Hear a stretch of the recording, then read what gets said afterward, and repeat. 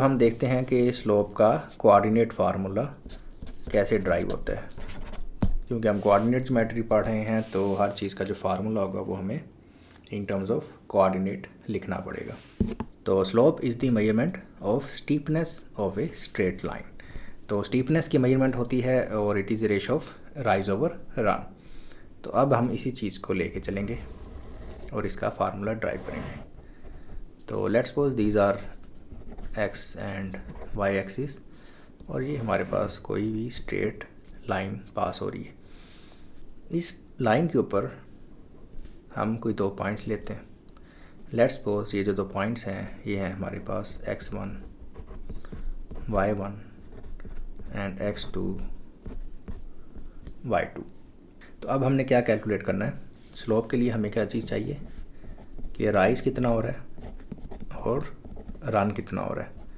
तो अब हमें ये देखना है कि इस पॉइंट से इस पॉइंट तक जाते हुए राइज क्या है, कितना वर्टिकल डिस्टेंस कवर हो रहा है और कितना हॉरिजॉन्टल डिस्टेंस कवर हो रहा है। तो हम यहाँ पे एक राइट ट्रायंगल ड्रा कर लेते हैं कुछ इस तरह से। तो हॉरिजॉन्टल डिस्टेंस कितना कवर हो रहा है, ये हमारा हॉरिजॉन्टल डिस्टेंस है और ये वर्टिकल डिस्टेंस है।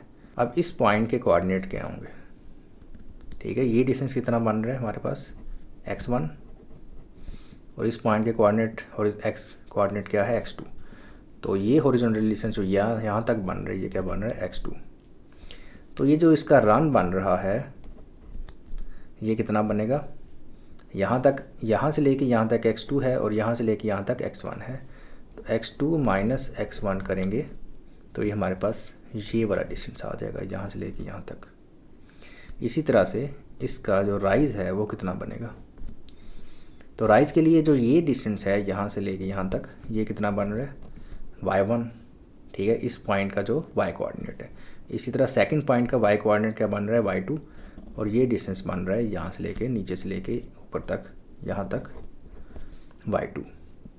तो ये जो सेंटर वाला डिस्टेंस है यहाँ से लेके यहाँ तक ये कितना बनेगा y2 माइनस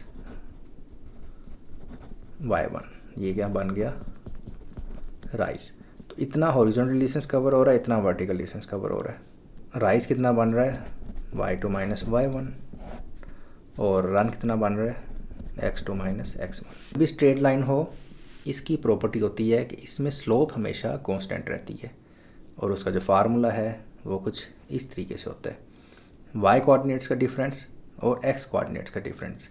इसमें ये बात याद रखनी है कि जो पॉइंट आपने फर्स्ट पे कंसिडर करना है उसको फर्स्ट ही रखना है। अब ऐसा नहीं करना कि y2 माइनस y1 करें और नीचे कर दें x1 माइनस x2। अगर इसको सेकंड पॉइंट कह रहे हैं और इसको फर्स्ट पॉइंट लिखा हुआ है तो फिर फार्मूला क्या बन जाएगा y1 माइनस y2 और नीचे क्या आ जाएगा x1 माइनस x2। इस पॉइंट को आपने फर्स्ट पे रखना है, ठीक है, उसके कोऑर्डिनेट्स फर्स्ट पे आएंगे।